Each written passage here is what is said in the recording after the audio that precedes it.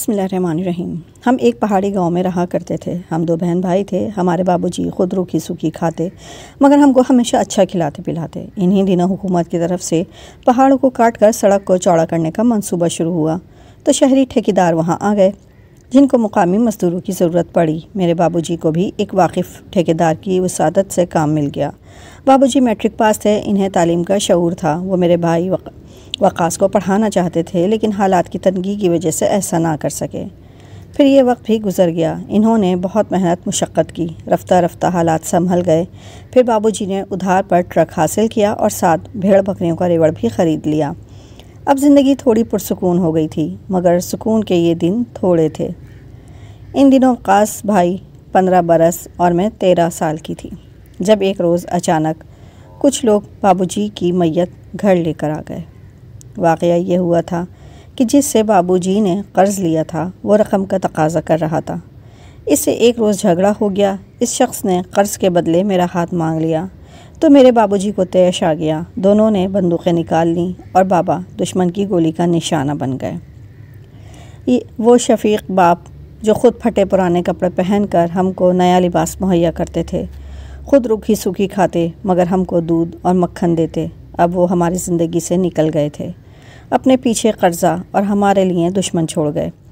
اب میری امی کو تنہا حالات کا سامنا کرنا تھا۔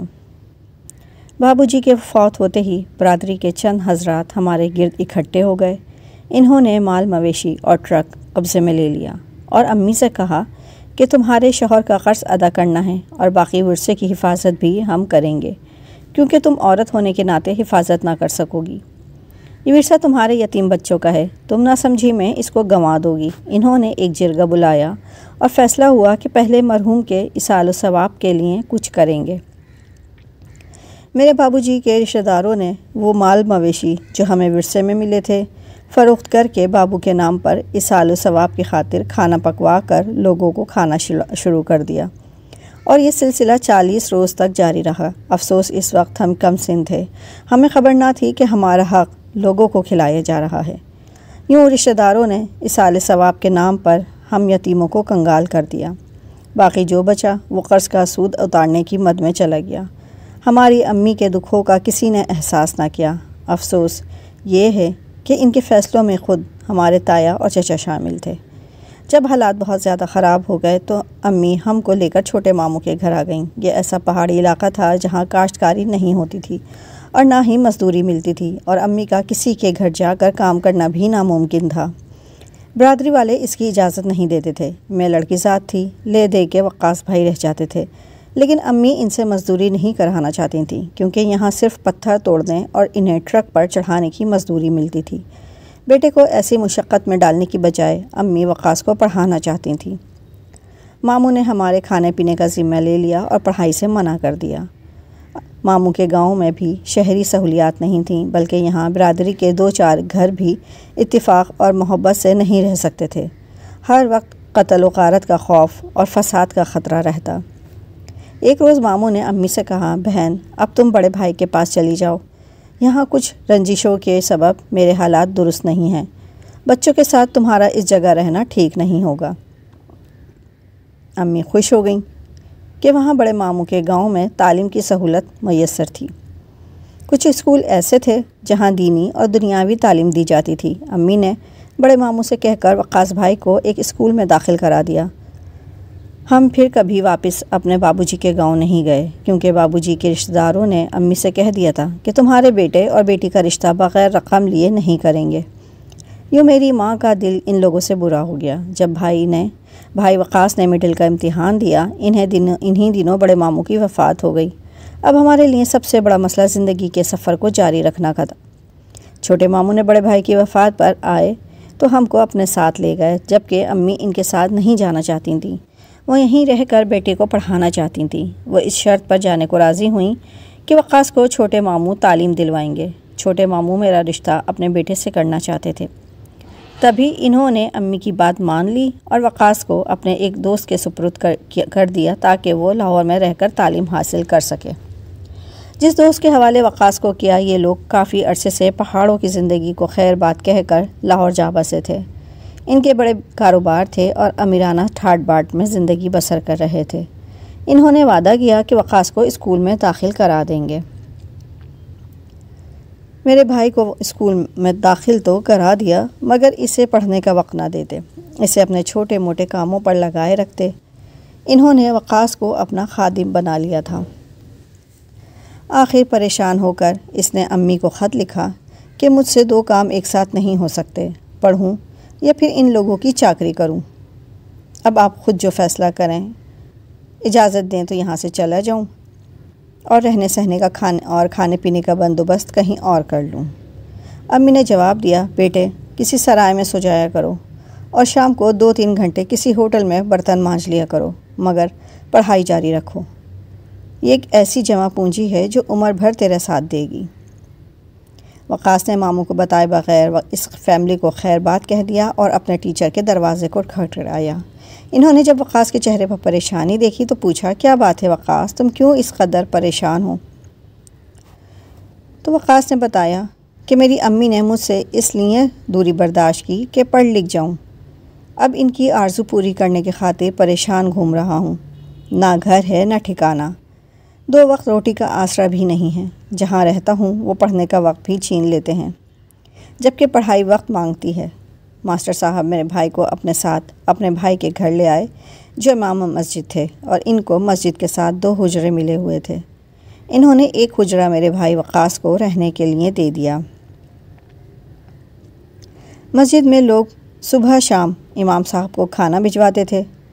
یہ کھانا کافی مقدار میں ہوتا تھا تو تھوڑا سا وہ اپنے لیے رکھ دیتے، باقی وہ تقسیم کر دیتے۔ اس طرح وقاص کو بھی 2 وقت کا کھانا ملنے لگا۔ امام صاحب کے پاس آ کر اس نے اللہ کا شکر ادا کیا، کیونکہ تعلیم کے ساتھ رہائش اور کھانے پینے کے مسائل بھی حل ہو گئے تھے۔ میٹرک تک وہ اسکول اور مسجد میں درس قرآن سے فیض حاصل کرتا رہا۔ میٹرک کے پرچے دے کر میرا بھائی گھر آ گیا۔ امی سے کہا کہ دعا کریں میرے پرچے اچھے ہو گئے ہیں، نمبر بھی اچھے آئیں تاکہ کالج میں داخلہ مل جائے۔ وہ جب سے امام صاحب کے پاس رہنے لگا تھا، دینی علوم حاصل کرنے کا شوق بھی دل میں جاگزی ہو گیا تھا۔ رزلٹ آیا، اچھے نمبروں سے کامیاب ہو گیا تھا۔ پھر وقاص نے امی سے کہا کہ میں امام صاحب کے پاس لاہور جانا چاہتا ہوں اور ان کی معاونت سے آگے پڑھنے کا ارادہ ہے۔ ماموں میرے تعلیمی اخراجات نہیں اٹھا سکتے۔ اس روز امی کے پاس بھائی کو دینے کے لیے کرایہ بھی نہیں تھا۔ انہوں نے 25 روپے دیے اور کہا، بیٹے اتنی ہی رقم میرے پاس ہے، البتہ دعائیں ضرور تمہارے ساتھ جائیں گی۔ امی کی بات سن کر وقاص چپ ہو گیا۔ 25 روپے جیب میں ڈال کر وہ ہمیں خدا حافظ کہہ کر چلا گیا۔ کرایہ کم ہونے کی صورت میں بس پر جانے کے بجائے وہ ایک ٹرک والے کے پاس گیا اور درخواست کی کہ کم پیسوں میں مجھے منزل تک پہنچا دو۔ اس نے حامی بھر لی۔ ٹرک نے ساری رات سفر کیا اور صبح صادق کے وقت منزل پر پہنچا۔ ڈرائیور نے ایک مسجد کے پاس ٹرک روک لیا اور خود نماز پڑھنے چلا گیا۔ وقاص نے سوچا کہ کیوں نہ میں بھی نماز پڑھ لوں اور اللہ سے دعا کروں تاکہ آگے منزل آسان ہو۔ جب وہ نماز پڑھ کر مسجد سے باہر آیا اور چائے لینے کے لیے جیب میں ہاتھ ڈالا تو بٹوا غائب تھا۔ اس کے پیروں سے زمین نکل گئی۔ سوچنے لگا، اب 25 روپے بھی نہیں رہے، ٹرک والے کو کیا دوں گا؟ خدا جانے وہ میرا کیا حشر کرے گا۔ اسی سوچ میں پریشان وہ مسجد کے سامنے کھڑا تھا کہ ایک نمازی باہر نکلا۔ اس نے غور سے وقاص کو دیکھا اور کہا، اسے میرے بھائی کا چہرہ پر سخت پریشان نظر آیا۔ اس وقت اس نے وقاص سے پوچھا، لڑکے بتاؤ تم کو کیا پریشانی ہے؟ حضرت صاحب، کسی نے جیب سے بٹوا نکال لیا ہے۔ پریشانی یہ ہے کہ مسافر ہوں، کہاں جاؤں اور کس سے مدد مانگوں؟ اللہ کے در پر کھڑا ہوں اور اپنے اللہ ہی سے مدد مانگ رہا ہوں۔ اس اللہ کے بندے نے ترس کھایا اور رقم دے دی۔ میرا بھائی دوڑ کر ٹرک والے کے پاس گیا جو ٹرک کی ڈرائیونگ سیٹ پر بیٹھ چکا تھا۔ اسے کرایہ ادا کیا اور امام صاحب کے پاس پہنچا۔ انہیں ساری بات بتائی تو انہوں نے کہا، اگر دنیاوی علم حاصل کرنا چاہتے ہو تو گھر واپس جاؤ اور اپنے گھر والوں سے اخراجات لو، اگر دینی علوم حاصل کرنا چاہتے ہو تو میں خط لکھ کر دیتا ہوں، میرے دوست کے پاس شیخ پورہ جاؤ، وہ تمہاری امداد کر دیں گے۔ کالج کے اخراجات ماموں سے ملنے کی امید نہ تھی۔ تبھی امام صاحب سے خط لے کر شیخ پورہ روانہ ہو گیا۔ انہوں نے وقاص بھائی کو مدرسہ دارالعلوم میں داخل کرا دیا، جہاں وقاص نے چند برس قیام کیا اور جب فارغ التحصیل ہو گیا تو سند لے کر گھر واپس آ گیا۔ واپسی بس پر کچھ اس طرح سفر کیا کہ گاڑی تک کا کرایہ پورا نہ تھا۔ ٹکٹ چیکر نے ٹکٹ طلب کیا، پھر غصے سے کہا کہ کرایہ نکالو ورنہ پولیس کے حوالے کرتا ہوں۔ ایک مسافر نے کہا اس کی جیبوں اور بیگ کی تلاشی لو، حل نکل آئے گا۔ جیب سے تو کچھ نہ نکلا، بیگ سے ایک جوڑا کپڑوں کا اور کچھ کتابیں دینی اور ایک نسخہ کلام پاک ملا تو اس مسافر نے خود کرایہ ادا کر دیا، پھر اپنے پاس بٹھا کر حال دریافت کیا۔ وقاص سے داستان زندگی سن کر اپنا کاٹ دیا، کہنے لگا میں سعودی عرب میں کاروبار کرتا ہوں، کبھی ضرورت پڑے تو یاد کر لینا۔ اب سیدھے گھر جاؤ اور اپنی والدہ کی قدم بوسی کی سعادت حاصل کرو۔ میرا بھائی وقاص مدت بعد گھر واپس آیا تھا۔ امی نہیں چاہتی تھی کہ وہ دوبارہ پردیس جائے، مگر اب روزگار کی تلاش باقی تھی۔ ادھر قرض خواہ تنگ کرتے تھے۔